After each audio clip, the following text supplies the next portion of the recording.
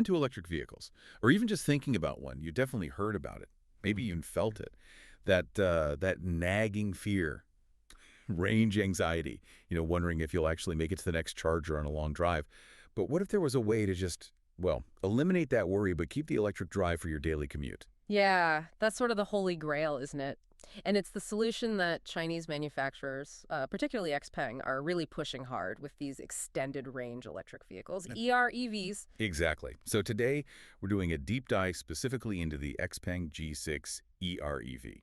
And importantly, all our info is coming straight from the official source, recent regulatory filings with China's Ministry of Industry and Information Technology, the MIT. Right. So we're not dealing with marketing fluff or, speculation here. The mission today is to give you the concrete technical details, the specs, and talk about where this new model fits into Xpeng's bigger picture, their Kunpeng super electric system. Think of it like getting the engineer's notes before the car even hits the streets. Precisely. We're digging into the facts. And the basic idea really is clever engineering. They've taken the G6 fastback SUV, which people seem to like, and they've added a range extender for flexibility. So let's start right at the heart of it, the powertrain. What do those filings tell us about this dual power system? Okay, so first up, the battery. The filing confirms a 55.8 kilowatt hour pack. 55.8 kilowatt hour pack. Now that's smaller than the battery in the regular electric G6. Exactly, noticeably smaller. And that's a key strategic point straight away. It suggests they're focused on probably keeping costs down, maybe making packaging easier with the engine needing space too. Okay, smaller battery. So what does that mean for just pure electric driving? How far can you go before the engine even needs to think about starting up? Well, this is where it gets interesting. Even with that smaller pack, the filings, based on the CLTC and WTLC standards, state an electric-only range of 325 kilometers. 325 kilometers. That's actually pretty usable for daily driving. Oh, absolutely. For most people, that's easily enough for a week's worth of commuting, errands, that sort of thing. All on pure electric power, zero emissions. So you're essentially driving a pure EV most of the time. Pretty much, yeah. The generator, the range extender, it only really comes into play for those occasional long journeys. But let's talk about that range extender then. The engine. Hmm. What did the filing confirm about it? It confirms a 1.5-liter turbocharged internal combustion engine. It's manufactured by Dong'an Powertrain. Okay. And its job isn't actually to drive the wheels. Correct. This is crucial. In this setup, a series hybrid setup, its only function is to act as a generator to produce electricity. Got it. And the power output. The engine itself is rated at 110 kilowatts, which is about 150 horsepower, or CV. Okay, 110 kilowatts from the generator. Yeah. But the main drive, that comes from the electric motor on the rear axle, right? And that's much more powerful. That's right. The filing confirms the rear electric motor puts out 218 kilowatts. That's nearly 300 horsepower. So here's the question then. You've got a big, powerful electric motor wanting potentially 218 kilowatters. But the generator can only supply 110 kilowatters. How does that work on the highway, say, if you're accelerating hard or climbing a steep hill? Won't the battery still drain? That's a really good point, and it highlights how these systems are managed. The generator isn't designed to meet peak power demand. The electric motor handles that, drawing heavily from the battery for quick bursts of acceleration or high load. The 110 kilowatt generator's role is more about sustained cruising. It provides enough power to maintain speed efficiently on the highway, or to slowly replenish the battery, or at least maintain its state of charge during steady driving. It prioritizes fuel efficiency over matching peak electric motor output. Ah, okay. So it's like the engine provides the steady baseline power and the battery handles the peaks. Exactly. Think of the engine as the marathon runner, and the battery and motor as the sprinter. That makes sense. And this whole setup leads to that, well, frankly, enormous potential total range figure we've heard about. The filing didn't explicitly state the combined range, did it? But it connects to Xpeng's claims. Right, the filing focuses on the components, but connecting it to Xpeng's earlier statements about the system, this configuration is what enables that claimed total combined range of up to 1,400 kilometers.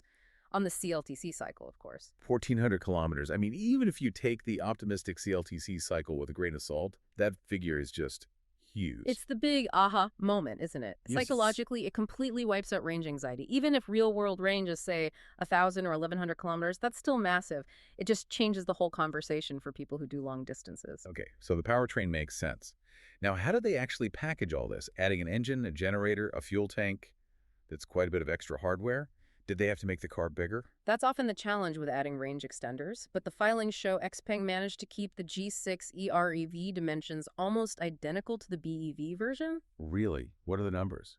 Length is 4,771 millimeters, width is 1,920, height 1,650, and the wheelbase remains 2,890 millimeters. So visually, it's the same size, same So footprint. exactly the same, which is pretty impressive from an engineering standpoint and important for manufacturing, using the same platform, same body panels mostly. And what about performance? Did adding the engine impact things like top speed? Interestingly, the filing lists the top speed at 202 kilometers per hour. 202. Isn't the standard electric G6 rated at 200? It is, yeah. So it's actually marginally faster, technically. It's a tiny difference, obviously, but it shows adding the EREV system hasn't compromised the car's basic performance characteristics. If anything, it's right on par or slightly better in that one metric. And the styling. The filings confirm things like the light bars and door handles. Yeah. Why is confirming those details significant? It matters for brand identity. You want consistency. The filing confirms it keeps all the signature G6 design cues, that fastback roofline, the smooth front end, a continuous LED light strip across the front for the daytime running lights.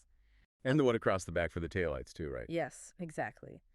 And the retractable door handles, which help with aerodynamics and give it that modern techie look.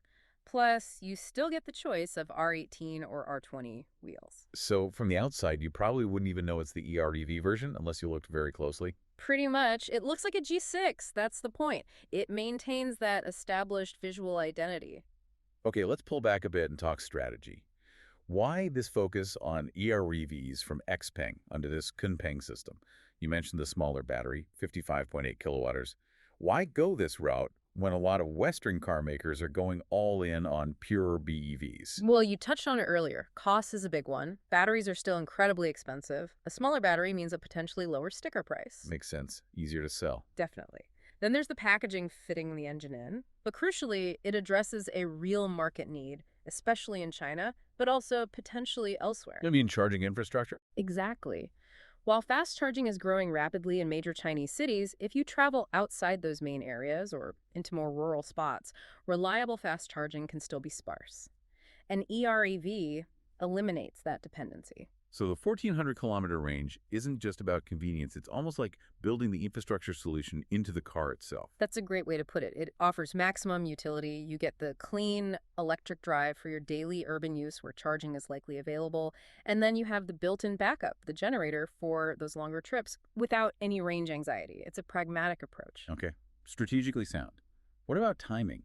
When can people expect to see this G6 EREV?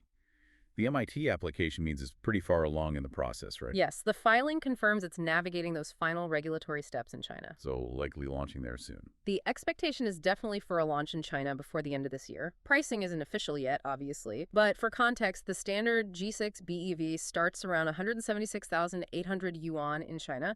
That's roughly, 24,800 US dollars? Somewhere around there, yeah. So you'd expect the EREV to be priced competitively around that point, maybe slightly higher because of the extra engine hardware, but still aiming for strong value. And this isn't just for China, is it? Xpeng is already selling cars in Europe.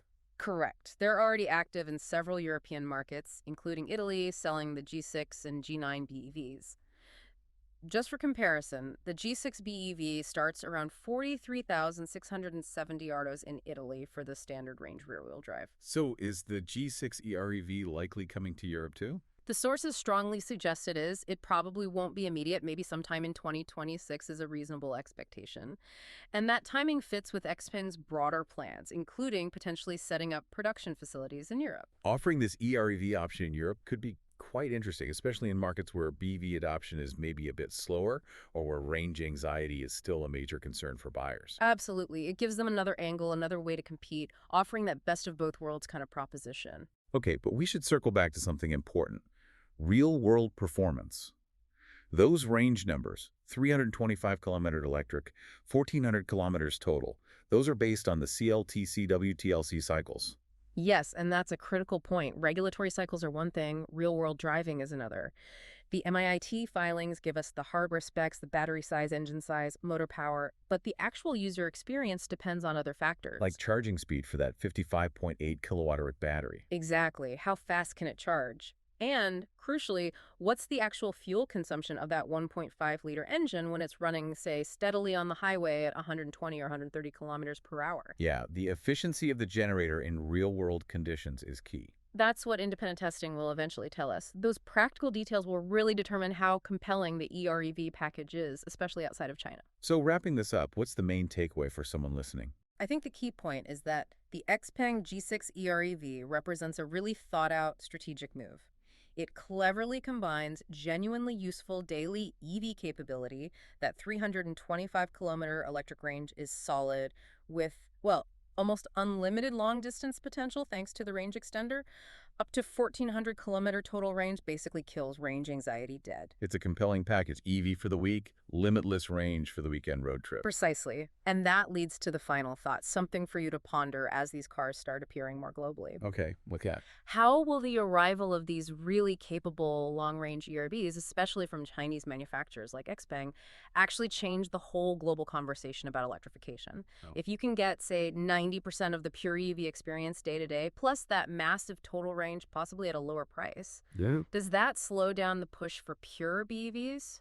Or does it maybe redefine what the transition looks like for a lot of people? That's a really interesting question. Does the perfect solution potentially delay the adoption of the ultimate one? Something we'll definitely keep an eye on. For sure. Well, thank you for joining us on this deep dive into the Xpeng G6 EREV, getting right into those official specs. If you appreciate this kind of analysis, cutting through the noise to get to the facts, make sure you follow the channel so you don't miss our next deep dive. And hey, if you enjoy what we do and want to help support the show, there's a link in the description where you can buy us a virtual coffee. Every little bit helps us keep digging. Until next time, keep exploring the details.